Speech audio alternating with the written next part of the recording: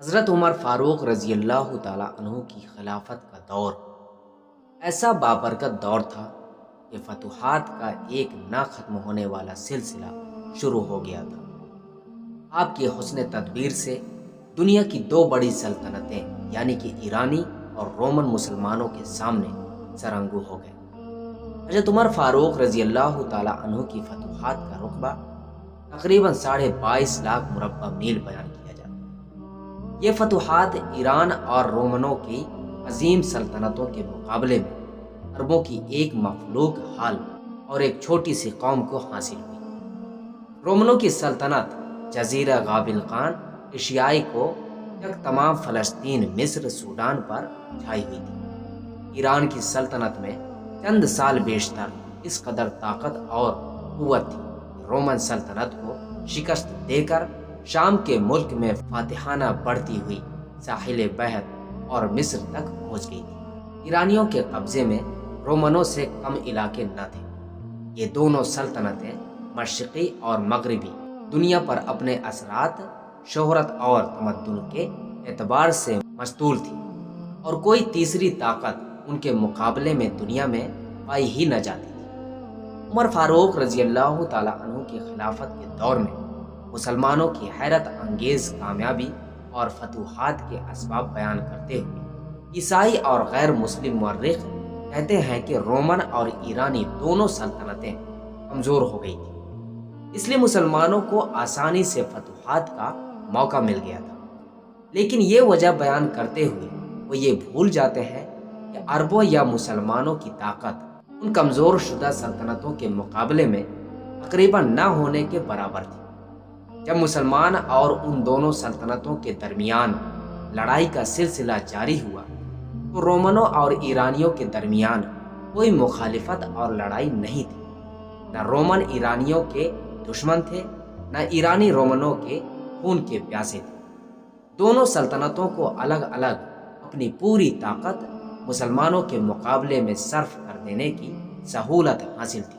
مسلمانوں کو بیک وقت رومنوں اور ایرانیوں کا مقابلہ کرنا پڑا۔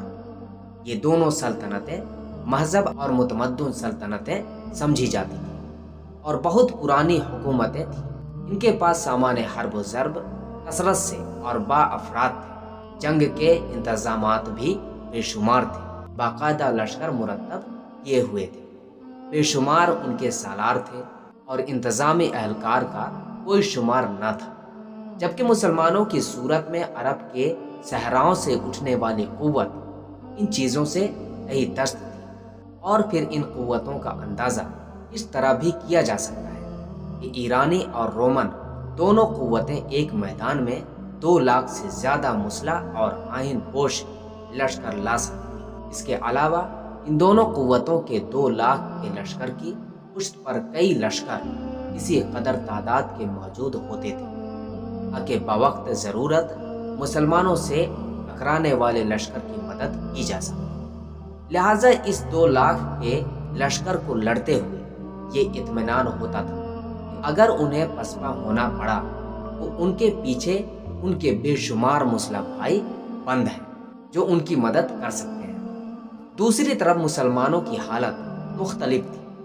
مسلمانوں کی بڑی سے بڑی قوت یا بڑے سے بڑا لشکر جو کسی میدان میں جمع ہو سکتا تھا وہ 30-40 ہزار سے زیادہ نہ تھا، اور یہ تعداد ہمیشہ اپنے حریفوں کو میدان سے بھگانے اور شاندار فتح حاصل کرنے میں کامیاب ہوئی تھی۔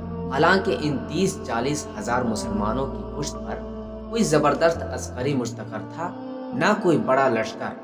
بس اگر کوئی یہ کہے کہ جس وقت مسلمان صحرائے عرب سے قوت اور طاقت بن کر نمودار ہوئے اور ایرانیوں اور رومنوں سے ٹکرائے، اس وقت ایرانیوں اور رومنوں کی سلطنت کمزور ہو چکی تھی، یہ غلط بیانی دھوکے اور فریب سے زیادہ اہمیت نہیں رکھتی، اس لیے کہ جس وقت مسلمان صحرائے عرب سے اٹھے اس وقت دنیا میں ایرانیوں اور رومنوں کی شکل میں 2 ہی طاقتیں تھیں۔ یہ دونوں طاقتیں اپنی طاقت اور قوت کے عروج پر تھیں۔ مسلمانوں کی ان فتوحات کی حقیقت کو اگر تلاش کرنا ہو تو یہ بات ذہن میں رکھنا پڑے گی کہ ان دونوں ایرانی اور رومن دونوں شرک میں مبتلا تھے۔ اور عرب ایران کی دولت سے مالا مال ہو کر توحید پر قائم ہو چکے تھے۔ شرک ہمیشہ انسان کو بزدل اور ایمان کی دولت ہمیشہ بہادر بنا دیتی ہے۔ بس ایمان اور توحید کی دولت عربوں میں وہ بہادری پیدا کر چکی تھی جو ایمان کے لیے شرط لازم ہے اور جو کسی طاقت سے کبھی مغلوب نہیں ہو سکتی۔ یہ بات بھی قابل توجہ ہے کہ اسلام نے عربوں کو قرآن کریم اور رسول نبی صلی اللہ علیہ وسلم کے ذریعے جہاں بانی کے وہ اصول اور گر دکھا دیے تھے کہ ان کے مقابلے میں ایرانیوں اور رومنوں کے تہذیب اور اصول جہاں داری کسی طرح ایک لمحے کے لیے بھی نہ ٹھہر سکے۔ مسلمانوں نے جس بستی، جس شہر، جس علاقے، جس صوبے کو فتح کیا، وہاں کی غیر مسلم آبادی نے مسلمانوں کی آمد اور مسلمانوں کی حکومت کو جنت خیال کیا اور یہ سمجھا کہ اپنے ہم مذہبوں کی حکومت سے آزاد ہونا گویا ان کے لیے دوزخ سے آزاد ہونا تھا۔ مفتوحہ اقوام نے فاتح عربوں کے اخلاق، شفقت، عدل، رحم، سیر چشمی، بلند حوصلے وغیرہ کو دیکھ کر خوشی سے اپنے آپ کو ان کے قدموں میں ڈال دیا تھا۔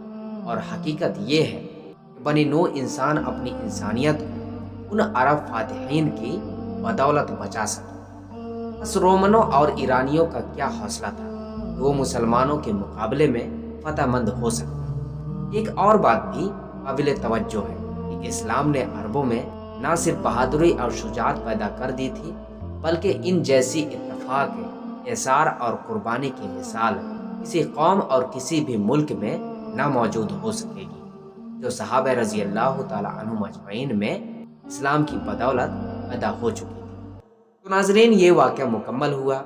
ہم ملتے ہیں اگلی ویڈیو میں، تب تک کے لیے دعا کی درخواست کے ساتھ اللہ حافظ۔